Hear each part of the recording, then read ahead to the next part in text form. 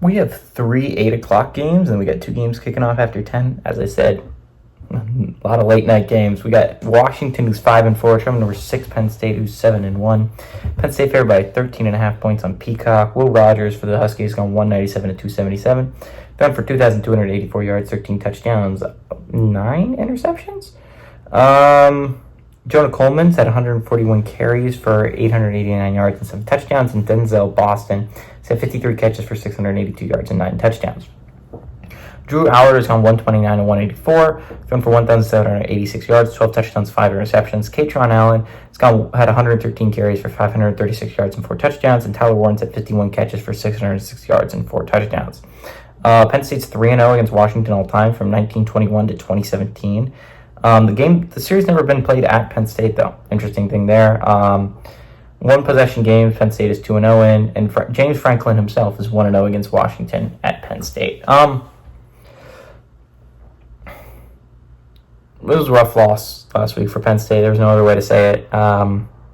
They were undefeated heading into a big game against Ohio State in Beaver Stadium. If ever there was a chance to beat Ohio State and end the drought, it was then. Found ways to lose the football game, right? Like turnovers inside the 10.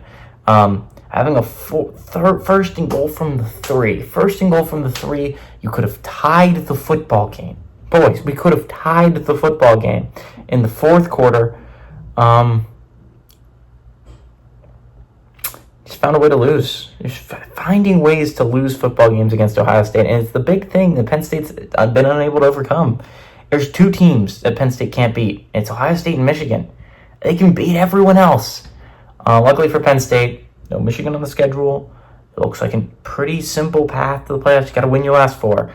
Just win your last 4. You get Washington and a whiteout game. The hardest game on your schedule looks to be going to Minnesota in a couple weeks, and that's going to be a big game. It's going to be a game a lot of people are going to be circling on their calendars if you're a Penn State fan, because Minnesota's been playing really good football. There's a chance they're 7-3 heading into that game.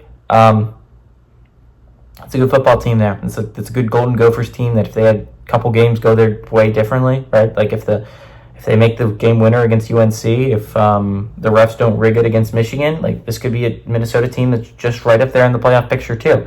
That's a good Minnesota team. That's a good Golden Gophers squad. Washington's one win away from going bowling, which would be solid in a year that not a lot of people are expecting Washington to be very good. Again, good. I've said this many, many times. You can go back. I've said it this week. Good teams do not lose 2 in a row. Penn State's a good team. This is a team that I think the Big Ten has a shot at sending 4 teams. At Penn State, if they just win out, they're in. Again, 11-1 squad's going to make it. If you're a Power 4 squad, you're 11-1. I think it's very unlikely that's not a playoff squad. So it's a big game for Penn State. Again, you can't afford to lose. You lose a game from now till the end of the season, regular season, you're not going to the playoffs, most likely. There's scenarios where you could end up sneaking in, but like you're likely not going to go to the playoffs if you're Penn State if you don't find a way to win football games like this. And this is a very winnable game against Washington. Again, not the hardest schedule to end the year outside of at Minnesota. It looks pretty doable. I like Penn State to win. I like they're going to take out their anger on Ohio State. Give me Penn State to cover.